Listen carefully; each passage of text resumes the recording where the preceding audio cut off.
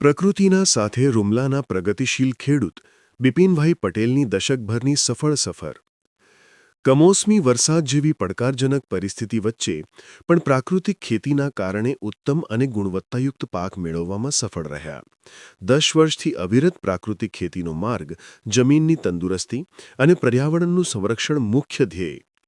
નવસારી જિલ્લાના રૂમલા ગામના પ્રગતિશીલ અને દૂરંદેશી ખેડૂત શ્રી બિપિનભાઈ ઉકાભાઈ પટેલ છેલ્લા 10 વર્ષથી તમામ પ્રકારના રાસાયણિક ખાતર, દવાઓ જેવી પદ્ધતિઓને પાછળ મૂકીને માત્ર અને માત્ર પ્રાકૃતિક ખેતી તરફ વળી ગયા છે. જમીનની સાચી તંદુરસ્તી, પાકની ગુણવત્તા અને ઉત્પાદન ખર્ચમાં ઘટાડો આ 3 મુખ્ય મુદ્દાઓએ તેમને આ માર્ગે આગળ વધવા પ્રેરણા આપી. પરિણામે આજે બિપિનભાઈ પ્રાકૃતિક ખેતીના પ્રગતિશીલ ખેડૂત તરીકે ઓળખાય છે.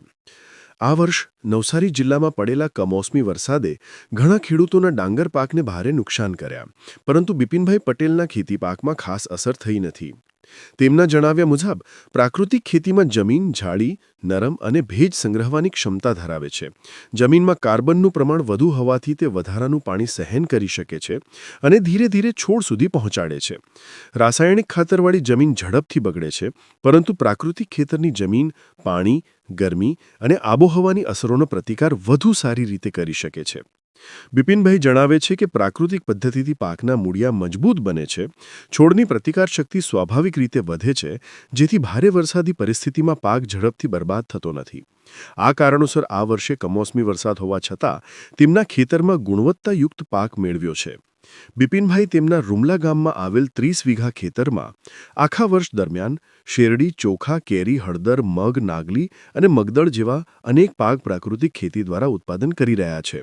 પરંતુ નવસારી કૃષિ યુનિવર્સિટી નવસારી બાગાયત વિભાગ તથા આત્મા પ્રોજેક્ટ દ્વારા સતત માર્ગદર્શન મળતા પ્રકૃતિના નિયમોને સમજતા બિપિનભાઈએ ધીમે ધીમે પ્રાકૃતિક ખેતી પદ્ધતિઓ અમલમાં મૂકી.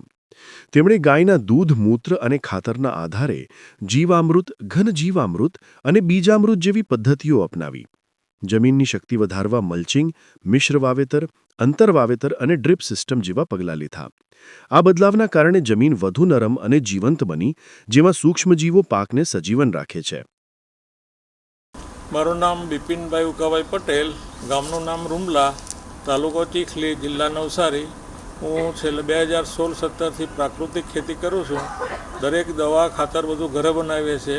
જે મેં ડાંગર બનાવેલી 3 એકર, એની અંદર આ કમોસમી વરસાદથી અમને ખાસ કોઈ નુકસાન થયું નથી. નીચે પાણીમાં બી મારી ડાંગર બધી ઉભેલી હતી અને ઉભેલી ડાંગર અમે કાપી છે અને ઉત્પાદન દર વર્ષે આવે એટલું જ અમારે છે. કમોસમી વરસાદથી અમને કોઈ વરસાદથી પ્રાકૃતિક ખેતીમાં નુકસાન થતું નથી એ અમે જોયું છે. અને એની અંદર અમે ઘન જીવામૃત, કડવો અર્ક એવી દવાઓ છાંટતા હોઈએ છીએ અને એનાથી અમને પૂરતું વળતર મળી રહેતું હોય છે. પ્રાકૃતિક ખેતીમાં ઘણા બધા ફાયદા છે.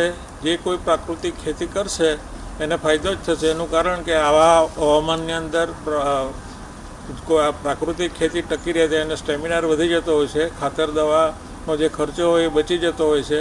તો પ્રાકૃતિક ખાતરને દવા આપણે આપતા હોઈએ છીએ એનાથી એ મજબૂત બનતા હોય છે છોડ.